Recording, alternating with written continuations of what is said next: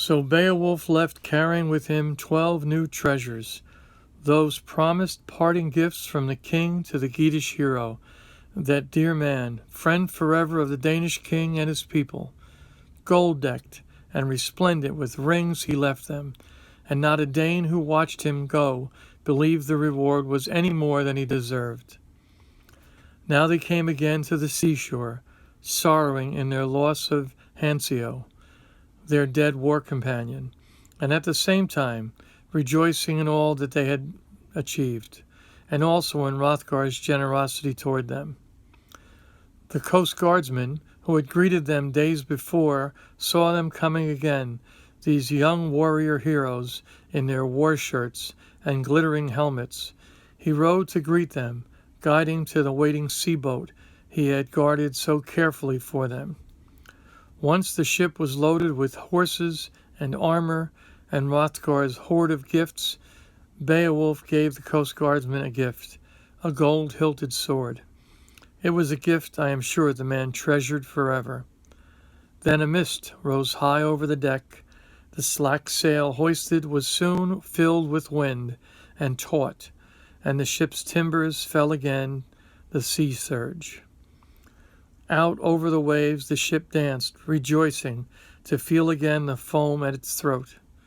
Like the warriors that the sea-boat longed to be home, and it rode the ocean, surf skimmed the waves, until they saw at last the welcome cliffs and the headlands of home. A coast they knew and loved. A favorable breeze brought them over the shallows and beached them safely on the shore. Their coming had not gone unnoticed from those homeland cliffs. Geatish coast guardsmen had long been watching for their return, anxiously awaiting their beloved heroes. They were there on the beach helping to moor the boat, to hold it fast so that no sea surge could harm this boat of heroes. They were there to help unload the heroes' golden hoard, marveling at the amount of it, at the richness of it. They did not have far to carry it, for Hygelac, the Geatish king, lived with his warband close by the seawall itself. News of their coming, of the hoard they carried, raced ahead of them to Hygelac himself, brave king of all the Geats. Beowulf, his nephew and greatest champion, his hearth companion, had survived his perilous quest and was returning home unscathed. By order of Hygelac, the mead hall was cleared at once and prepared for Beowulf and those honored Geatish heroes. As he saw Beowulf and his warriors striding into the hall, Hygelac could scarcely contain his burning curiosity to hear all about their adventures in Denmark and their miraculous return. After all the greetings were done, there never was such a warmth of welcome, and the mead cup had been offered around to each and every one of these heroes. The two noble kinsmen, Hygelac and Beowulf, sat down face to face, the one eager to know, the other eager to tell. Hygelac leaned forward, longing to hear. "Tell us now, beloved Beowulf, how you survived this battle in distant Heorot. I warned you, did I not, of the dangers that lay ahead of you in Denmark? Do not go, dear friend, I said, and face that murderous monster Grendel. Those were my very words, if I remember. Yet you did not listen to my advice. You were determined to help Hrothgar, a friend in need, and I confess now that I much admire you for it. Tell me how it all happened. Live it for us again, so we may know all you have done while you were gone." So Beowulf told his story to his king, of how the Geats had been so royally welcomed to Heorot, that great mead hall of Grendel's coming by night, how Hansio had been snatched up half asleep and ground to death in Grendel's jaws. "I grappled with this beast bare-handed, my lord Hygelac," said Beowulf, grasped his arm and would not let him go. When he tore himself away, still I held his severed arm. Perhaps he thought he had escaped, but it was his death wound, his life's blood draining out of him deep in his watery lair. So that the monster died, and so I avenged all the hurt had done to Hrothgar and the Danes.